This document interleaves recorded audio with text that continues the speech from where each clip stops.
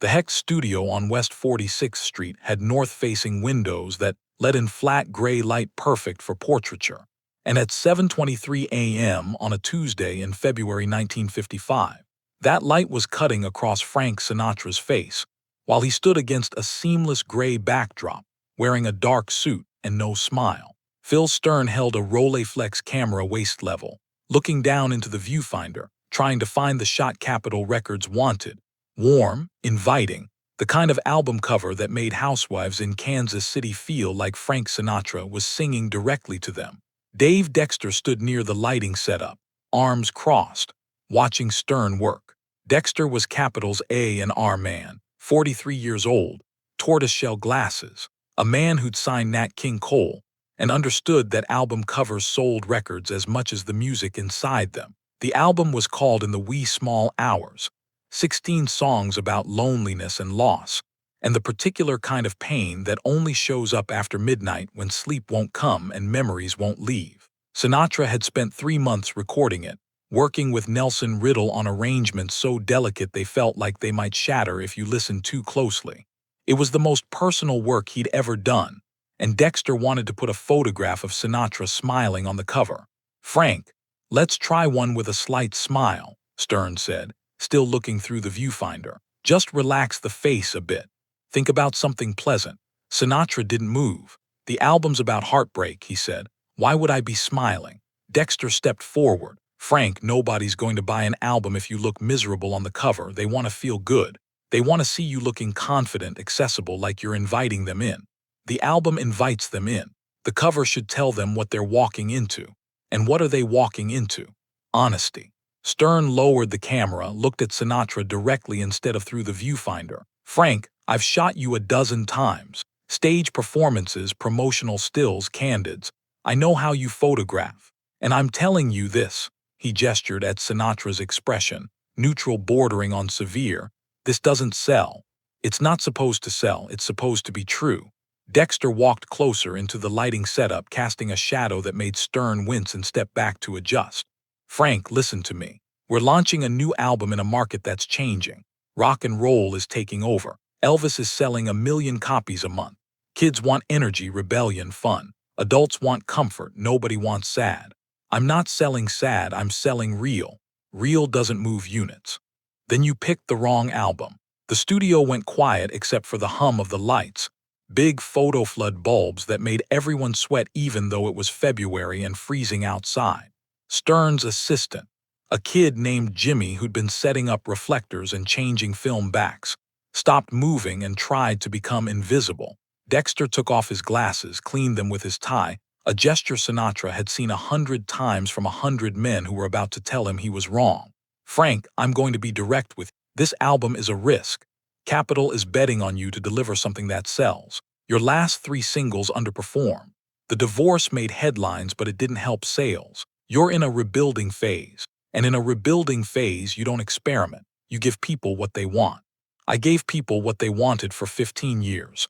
Now I'm giving them what they need. What they need is you looking like Frank Sinatra, confident, charismatic, the guy who sings young at heart and makes them feel like life is good.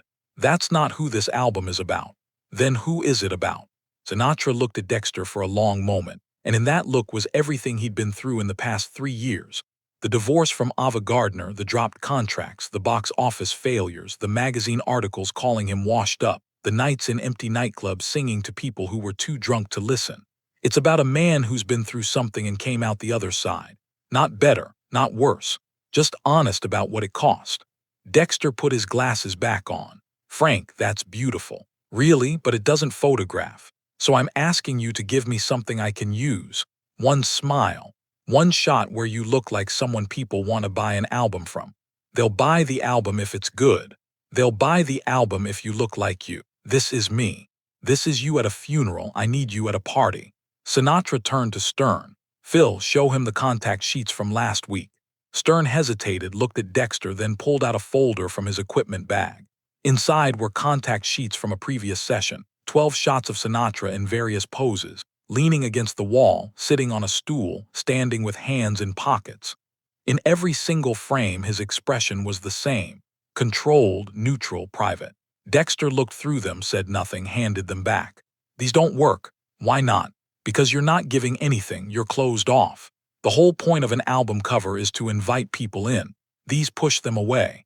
Or they respect the listener enough to say, this is serious work. Pay attention. Serious doesn't sell to the mass market. Then don't sell to the mass market. Dexter's face went red. Frank, you're under contract to Capitol Records to produce commercially viable albums. That means albums that sell. And albums that sell have covers that people respond to. And people respond to warmth, connection, humanity. Not this, he gestured at the contact sheets. Not this wall you're putting up. Sinatra walked over to the window, looked down at 46th Street. 7:23 in the morning, and the city was already moving. Cabs, delivery trucks, people walking to work with their heads down against the cold. He stood there for maybe 30 seconds. Nobody spoke. Stern adjusted a light he didn't need to adjust. Jimmy, the assistant, pretended to organize film backs that were already organized. Finally, Sinatra turned around. Dave, I'm going to explain something to you, and I need you to really hear it. I'm listening. When someone buys in the wee small hours, they're not buying Frank Sinatra, the celebrity. They're not buying the guy from the movies or the guy who married Ava Gardner. They're buying 16 songs about pain and loneliness and how you survive the nights when everything falls apart. And if I put a smiling face on that cover, I'm lying to them. I'm telling them this album is something it's not, and I won't do that. You're being dramatic. I'm being honest. There's a difference. Frank, for God's sake, it's one photograph, one smile. It doesn't change the music inside. It changes what the music means. Dexter looked at Stern. Phil, can you explain this to him? You're the photographer. Tell him a cover photo is just packaging. Stern set down his camera carefully, like it might break if he wasn't gentle. Actually, Dave, I think Frank's right. What? I've been shooting album covers for 8 years. Jazz, pop, classical, everything. And the covers that work, the ones people remember, they're always honest. Miles Davis looks cool because he is cool. Billie Holiday looks sad because the music is sad. You try to fake it, people can tell. They don't know they can tell, but they can tell. So you're siding with him. I'm siding with the album. Dexter looked between Sinatra and Stern like they'd both lost their minds. Fine, fine. You want honest. Let's do honest. Frank, stand against the backdrop. Don't smile, don't do anything, just stand there looking miserable. We'll put that on the cover and see if it sells. Sinatra walked back to the backdrop, positioned himself under the lights. Not miserable, thoughtful. Whatever you want to call it. Stern raised his camera, looked through the viewfinder, adjusted the focus. Frank, tilt your head down slightly, just a touch. Good. Now eyes up. Find the lens, that's it. He shot 12 frames, advance wind shoot, the rhythm steady and professional. When he finished, he lowered the camera and nodded. Got it. Dexter walked over. Let me see. Stern showed him the viewfinder on the last frame. Sinatra's face, lit from above and slightly from the side, eyes looking directly at the camera with an expression that wasn't quite sad but wasn't quite anything else. Just present, just real, just there. Dexter looked for a long time. It's dark. The album's dark. It's unmarketable. Maybe. Definitely. He handed the camera back to Stern. But it's what he wants, so we'll use it. And when the album sells 20,000 copies instead of 200,000, I'll remind you both that I tried. Sinatra picked up his jacket from the chair near the door. Dave, I'm going to make you a deal. What kind of deal? If the album sells less than 100,000, I'll shoot the next cover however you want. Smiling, dancing, wearing a funny hat, whatever. But if it sells more than 100,000, you never question my judgment again. Dexter thought about it. You're that confident. I'm that sure the album is good. And if the album is good, the cover won't matter. People will buy it anyway. And if you're wrong, then you were right, and I'll admit it. They shook hands. Phil Stern packed up his equipment. Jimmy, the assistant, wrapped cables and broke down light stands. At 8:47 a.m., Frank Sinatra left the Hecht Studio and walked into a freezing February morning with no idea whether he just made the right decision or destroyed his comeback before it started. In the Wee Small Hours was released in April 1955 with a cover photograph of Frank Sinatra looking down and to the left, eyes shadowed, expression unreadable, no smile anywhere in sight. It sold 200,000 copies in the first month. By the end of the year, it had moved over 1 million. It stayed on the charts for 78 weeks.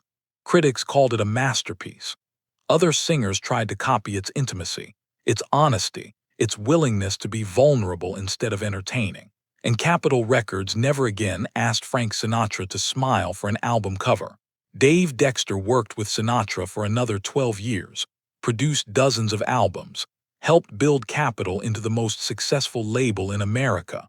But he never forgot the Hecht Studio. In 1967, a young A&R executive asked him for advice about working with difficult artists. How do you get them to do what you need? Dexter smiled. You don't, you figure out what they need. And if you're lucky, what they need is also what sells. And if it's not, then you learn to trust that they know their audience better than you do.